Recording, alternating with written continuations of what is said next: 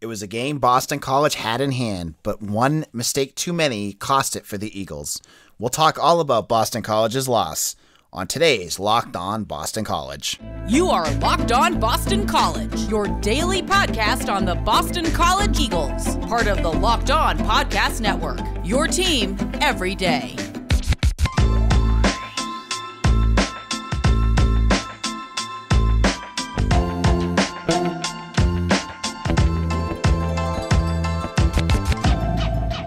This is Locked On Boston College. I am your host, AJ Black. Thank you all for listening, and thank you for making this your first listen every morning and for making Locked On Boston College your choice to go to for your Boston College news and information. On today's show, we're going to recap a tough loss for the Eagles. They dropped Saturday's matchup in Death Valley 19-13 in a game they were so tantalizingly close. Later in the show, we're going to break down the offense and defense with Mitch Wolfe, who comes by every Monday. But first, let's kind of break down what happened in this game. So Boston College, we here had thought all along that the Eagles matched up well with Clemson.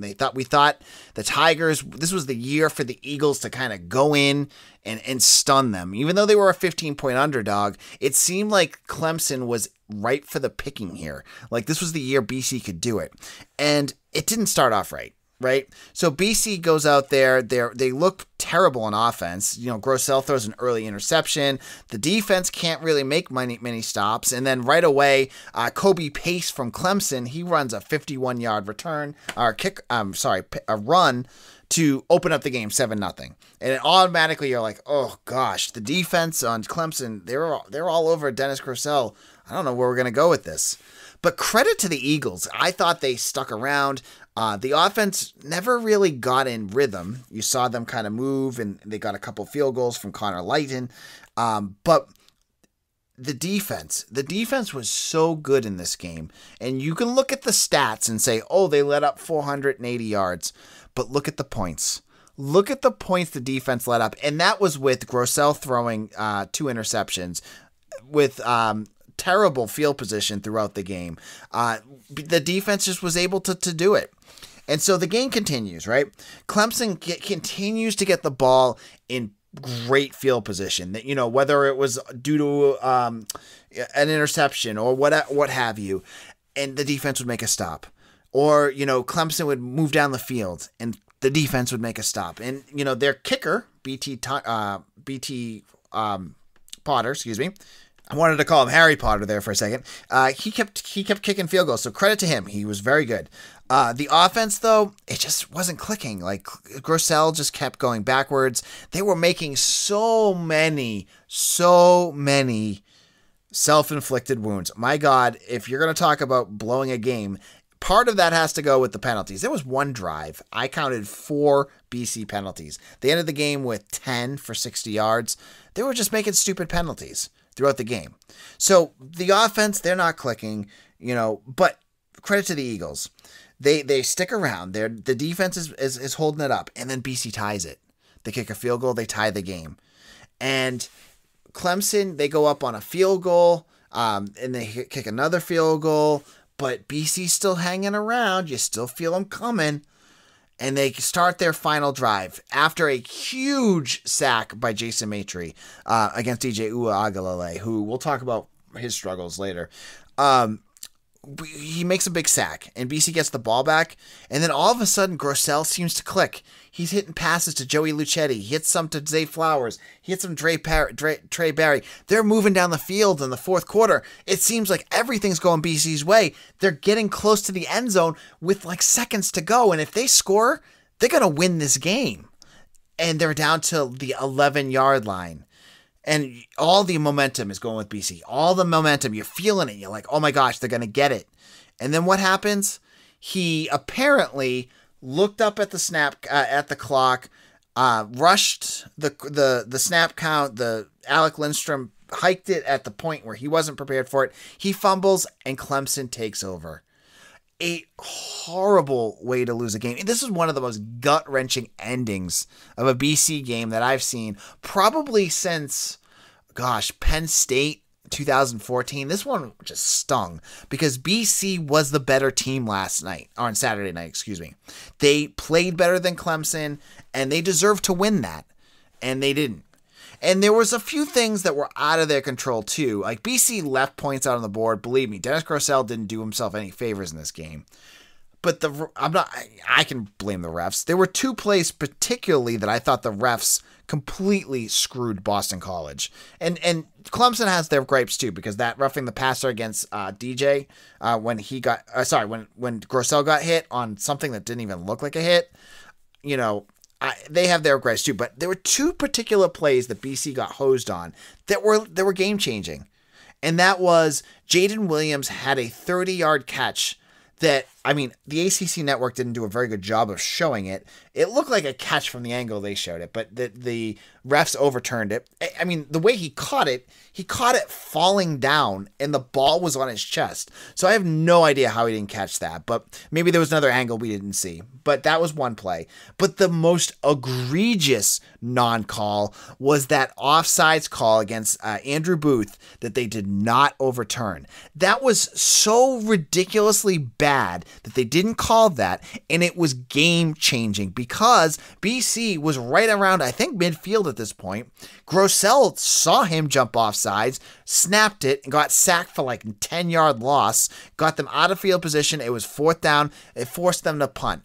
Now, how ridiculous this play was Booth jumped in front of the defensive lineman. He was in the neutral zone. He was in the B gap, as Mitch will talk about later. He was in the B gap, and it was so clear. It wasn't even close. They didn't call it. And it was game-changing because BC was moving the ball. They would have had an automatic first down. Instead, they go backwards. They have to punt the ball. They lose points. That's part of the game too. Now, you can't just blame that one play, but that was a tough one to swallow, right? Grosel and that fumble at the end, that was it, right? BC would have won if they didn't screw that up. But it was just a terrible loss. There's no other way to put it. You can't sugarcoat this one because it was a game BC should have won. Hafley talked about it later. Like, you can't talk about moral victories anymore. They need to win these games. And they had Clemson on the ropes. They had a chance to end their 30-game home streak, and they failed to do it. Now they got 2 weeks to sit on this. They got to fix a lot on their offense. They got to fix some of these mental mistakes that are continuing to plague them, and they got to figure out how to better fit this offense around Grosel. And we'll talk a little bit about how the defense of Clemson kind of played into that, but they still need to kind of adjust it to work better for him, because I think there's some things they can do to fix that. Now, in a moment, we're going to have Mitch Wolfe on, and he's going to chat with us about Saturday's game. But before we do that, let's talk about Prize Picks. Prize Picks is a leader in college football daily sports.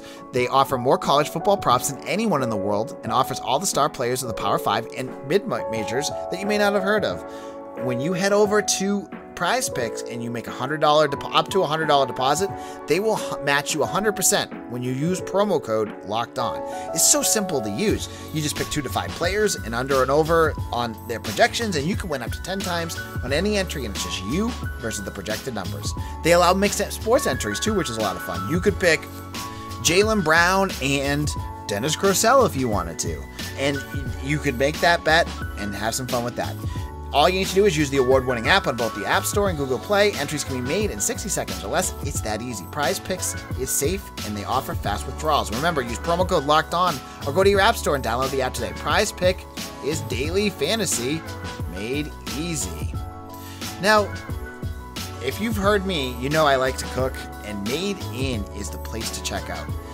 How does your favorite restaurant consistently make such delicious food? The short answer is they have the right access to the right kitchen tools. With Made In's professional quality cookware and kitchenware, anyone is capable of making restaurant quality food at home. Made In produces professional quality cookware for those who love to cook, not just professional restaurant people. I have their knives, and they are amazing. I can't live without them. Made In products are made to last, and they offer a lifetime guarantee. Their cookware distributes heat evenly and can easily go from the stovetop to the oven. They have 40,000 5-star reviews, and their products are used by some of the world's best chefs at Michelin-starred restaurants around the world. Made In has a special deal you need to check out. If you go to madeincookware.com/lockedon and use promo code LOCKEDON, you'll receive 15% off your first order. That's madeincookware.com/locked-on and use promo code LOCKEDON. This is Locked On Boston College. AJ Black here. With me, I have my Monday co-host, Mitch Wolfe. Mitch, how's it going? It could be better. Obviously coming off a pretty tough weekend from a BC football perspective. Yeah, I mean, it was one of those games, it's been a while since there's been a heartbreaker like this, I feel like, where I could say Clemson last year, but this game felt so winnable and it just slipped away. Mitch, how are you surviving? I followed up this game with going to my other football team, the Pittsburgh Steelers, and watching their completely inept offense play football. So yeah, it's been pretty terrible. Watching Ben Roethlisberger completely erode in front of you. Literally just like fade away into dust. All right. So speaking of quarterbacks, we're going to talk about the offense, and there's so much to talk about here. And Twitter was blowing up, my site was blowing up, everything was blowing up with people talking about the offense on Saturday. And overall, Mitch, what was your takeaway from the offense? Obviously there were 3 turnovers. Grosel looked a little out of sync there, but just give me your overall perspective on the offense. So I'll tie this to the Steelers again, in that I think a lot of the blame here sadly falls on the quarterback, in that I still do think that Frank Cignetti and Jeff Hafley have not done the best job of tailoring this offense more to help Dennis Grosel and try to mitigate his limitations, in that he's taking a lot of long, deep dropbacks with hard play action with long developing routes. And again, for the most part, the offensive line can hold up there.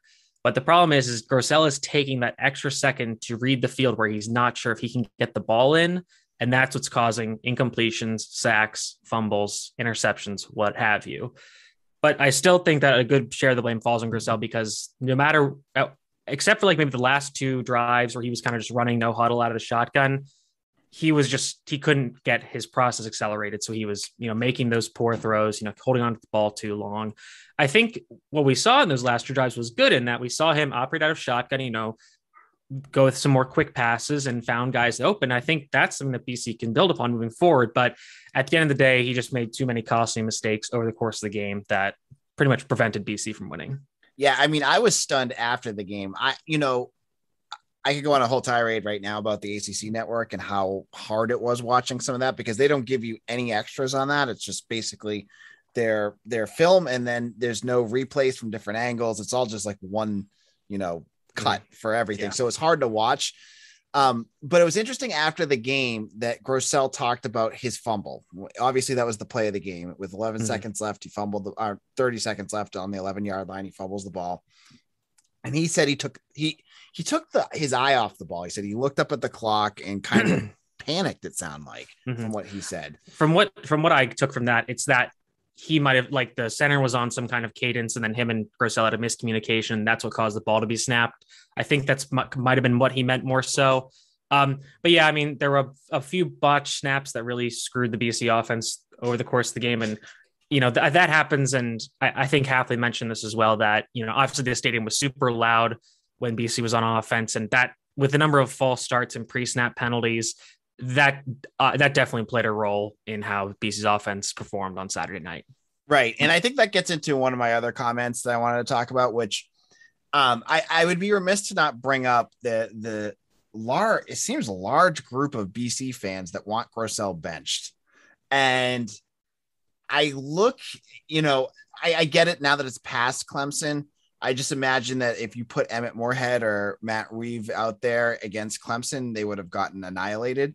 But I don't think benching Grosel is the answer, because yes, they are developing other quarterbacks. They are, I've heard great things about Emmett Moorhead coming up, and Reeve has caught, and Dalen Maynard has caught Hafley's attention.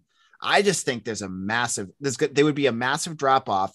And to do that, you would basically be risking just losing games that you could win with Grosel. What are your thoughts on this whole thought process some fans have about benching Grosel? I definitely agree with that, because, even though this is obviously a down Clemson relative to past years, and they did have injuries on defense, Brent Venables, the defensive coordinator, was throwing the kitchen sink at Grosel in terms of his blitz, like just blitzing him, and also just the complex coverages he was throwing at him, which that's almost a credit to Grosel in that he's not just, sitting back playing basic coverages. Like multiple times, Tim Hasselbeck called it out how they were playing this trap coverage where they would bring the underneath defender and move all the guys around and stuff, and Grosel couldn't identify it, which that's tough to do. Pro quarterbacks mess that up from time to time as well. So I think that if you put a freshman quarterback or a guy like Dalen Menard in the game, they're going to make a lot of mistakes too. I think Grosel, again, does give you that ceiling where you can beat teams that aren't Clemson, that don't have the elite talent that they do. You can bring in, he can beat, I think he can still beat NC State, no problem. He can definitely beat teams like Syracuse, Florida State. I think of the guys on the roster, Dennis Grosel still gives this offense the best chance to succeed, and the team has overall the best chance to win. And I think it's also that it's just a moot point. I mean, Jeff Hafley in his press conference today insisted that Dennis Grosel is going to be their quarterback moving forward. So, I mean, the internet chatter can continue all they want, but it's not going to change. And I think the team knows, like they know that Grosel is doing the work. He's playing his hardest. And I think that if you bench Grosel, I think that sends a really bad message to the rest of the team that like, okay, this guy, is putting in the work. He's out there, he's doing his best. There were just, things got away from him sometimes. And if you bench him, I think that sends a really bad message to the team that could cause the team to kind of fracture. Right. And just for the fans at home, always remember, Dan Rubin, who's been on this podcast a bunch and works for BCEagles.com right now.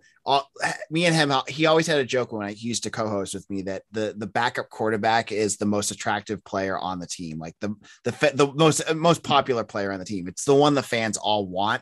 You don't have that when Djokovic's out there because obviously you have the best player out there, but right, just be careful. I remember back in 2015, there was always everyone wanted everyone else to quarterback because you always listen.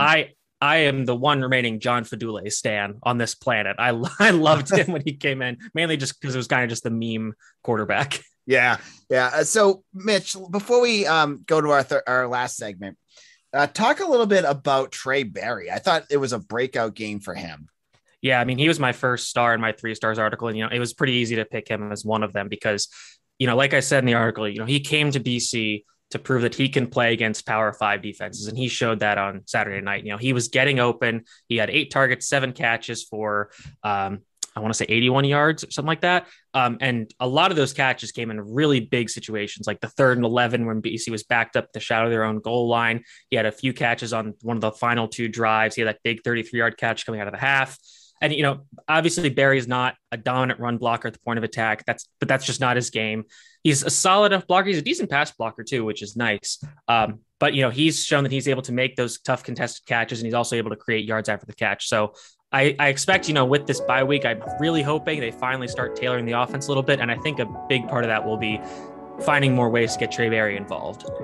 In a moment, we're going to get into the positives in this game, which was the defense, which some people still found negatives about, but we'll talk about them in just a moment. But before we get into that, let's talk a little bit about Built Bar. Built Bar is a protein bar that tastes like a candy bar. And right now they have a limited time flavor, the cookie dough chunk, which is my favorite. I have 2 boxes at home. I bought my own because it's my midday snack. It's loaded with protein, so it keeps me filled between that middle of the day when I'm feeling kind of down. Gives me that energy to get through, some late press conferences or putting together a podcast. So check out BuiltBar.com, and they have 9 other delicious flavors you can check out, including coconut almond, cherry, raspberry, mint brownie, peanut butter brownie, double chocolate, or salted caramel. There's a little something for everyone. And if you don't know which one you want to try, get the mix box. They have 2 of everything, so you get a little bit of everything. And if you head over to BuiltBar.com and use LOCKED15, you'll get 15% off your first order. Again, use promo code LOCKED15 for 15% off at BuiltBar.com. This is AJ Black. I am joined by Mitch Wolfe. Thank you all for making Locked On Boston College your first listen every morning for Boston College news. We really appreciate that. If you have not done so already, go to wherever you get your podcast, hit subscribe. If you're on Apple iTunes, give us a 5-star review and write why you love Locked On Boston College. And if you are a YouTuber, hit subscribe on the YouTube button, YouTube page, to make sure that you get all of our videos sent directly to your feed. So we talked about the offense, and we could, we have 2 weeks. We can talk about Dennis Grosel for 2 weeks if we have to, but we won't. But let's look at the defense. The defense, I thought, was really good. And my wife was watching it with me. She was falling asleep on the couch over and over again. That's what happens when you have a 4-month-old. And she was just going on about how like the defense was not impressing. And I'm like, really, it's okay that they're giving up all these chunks because they're tightening up in the red zone and wherever, on their side of the field. Mitch, tell me about what you thought of the defense. Yeah, I mean, obviously, Clemson's going to be able to make plays just because they do have so many talented players. And you do want to have that defense that does buckle down when, the chips are down. You need to make those plays. And like you said, I thought they did a pretty good job of doing that for the most part. Obviously, sometimes the offense put them in bad positions due to turnovers. But, they forced a ton of field goals. They had one bust early in the game where Kobe Pace had that long touchdown. But other than that, they did a really good job of keeping Clemson out of the end zone for the most part. They were helped out a lot by Clemson receivers just not catching the ball for random reasons. Like I keep thinking of that back shoulder throw DJ had to Joseph Ngata, where it's just a perfect back shoulder fade and Ngata just dropped it for reasons unbeknownst to me. But yeah, I mean, I was really impressed by, Brandon Sebastian. He did get beat sometimes, but for the most part, he was holding up in coverage quite well. And the front seven, I thought pretty much did their job. They had a few busts, like I said, but they prevented mostly a ton of explosive plays from breaking out. Yeah. And so I think we talked about it last week, but just so you're a reminder, Hafley, just to get his philosophy, it's good to know how he views defense. And he said in his press conference, he said that yards are a garbage stat. It's points. And honestly, it's a good point, right? Like you can get 600 yards, but if you're turning the ball over, it's pointless. Right. Mm-hmm. And BC was able to kind of slow down Clemson all over the place. And you mentioned the cornerbacks, and I wanted to kind of give my feedback on that as well, because I thought they did an excellent job. I saw some great plays by Elijah Jones. I saw Josh DeBerry make a good play. Jason Maitre obviously had that sack to extend the game.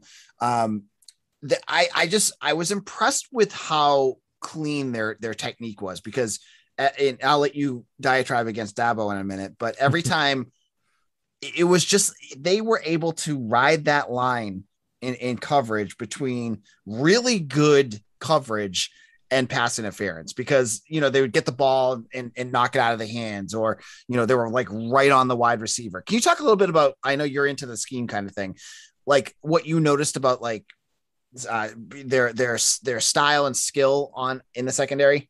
Yeah, I mean, it's going to be hard for me to tell just kind of off broadcast tape, especially with defensive backs, where it's hardest to scout them from broadcast tape. But from what I saw, that is a pretty tough skill to be able to consistently work with, is your ability to, stick in man coverage or even zone where you're just being in the area and not commit penalties. And, when you're attacking the ball at the catch point, not committing penalties, just a good sense of timing. And I imagine that's something that Hafley and Azar Abdul Rahim have worked on a lot, making sure that technique is good. And it really shone through. I think there was maybe one holding penalty on Sebastian, but I don't think there were any like big defensive pass interferences.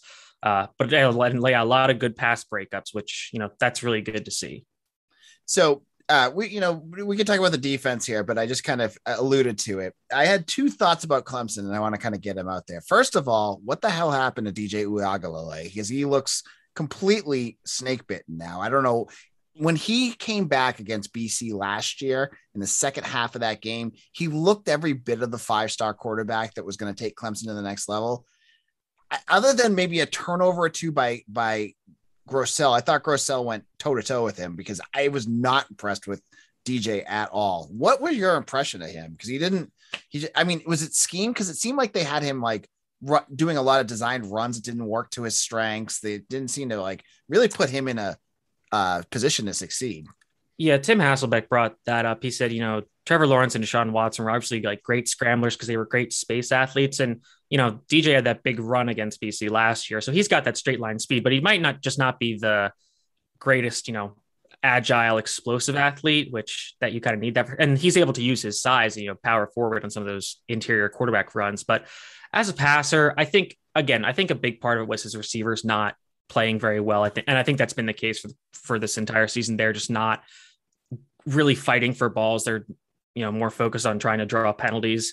I think Clemson's passing offense, and this has been, supported by tons of people that their passing offense is just extremely simplistic. It's just a lot of very basic mirrored concepts. So if you have two receivers on each side, they're each running the same pattern or concept. And, that's relatively easy to take away when the receivers aren't as good in the quarterback. I still think he was okay.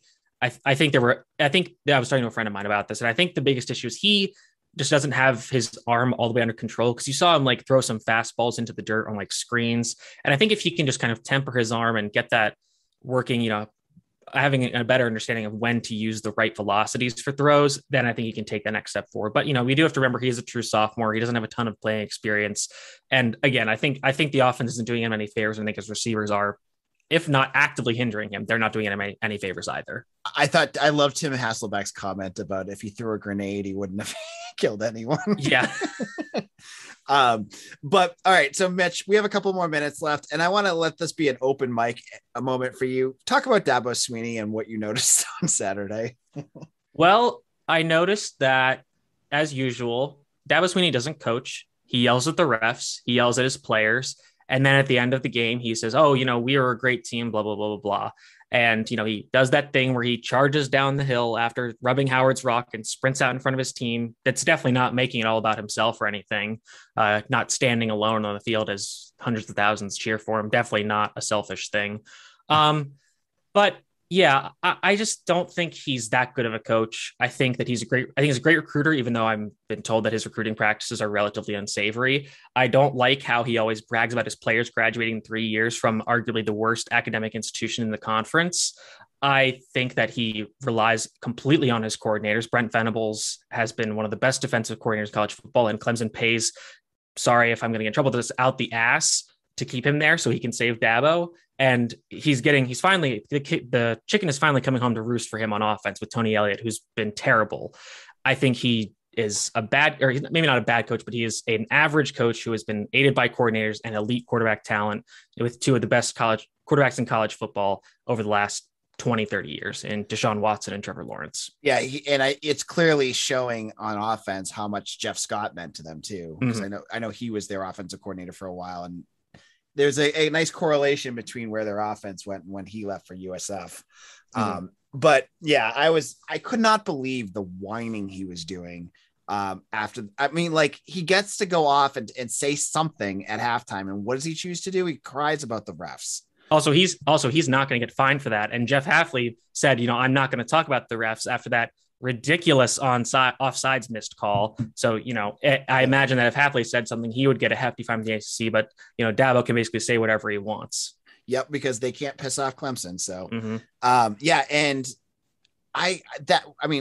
before we leave, that offsides play was unbelievably egregious. Yeah. I've truly never seen anything like that. I mean, Andrew Booth was in front of the defensive end in the B gap between the tackle and the guard, and the ball was being snapped. And I mean, Grosel took the sack because he was like, oh, it's a free play. Like, this is definitely going to be offsides, and no call. I could not believe it. Yep. So Mitch, thank you for coming on. I'll have you on again tomorrow to talk more about the epic battle. BC is off this week, but we have some great football coming up because it's thank God. I mean, the bye week could not come at a better time. We have to have all of our attention on the game of the century in UMass and UConn. Exactly. So Mitch, where can people find you on Twitter? You can find me at Mitchell T. Wolfe, WOLFE. Mostly tweeting out my BC stuff there, trying to keep up with following the draft and following some draft prospects this season, and just tweeting about college football and, my misery over the Steelers. All right. If thanks, that's your Mitch. thing. And thank you. This is AJ Black. You can follow me on Twitter at AJ_BC. Follow Locked On BC on Twitter as well at Locked On BC. Make sure to check us out on YouTube, and we'll be back again tomorrow with even more analysis of this game. It's a bye week, so we're going to kind of just break down the game. We'll be continuing our conversation. I'm going to have another recruit on later this week. I'll tell you who that is as we get closer, and we'll have more news to talk about. Take care, everyone.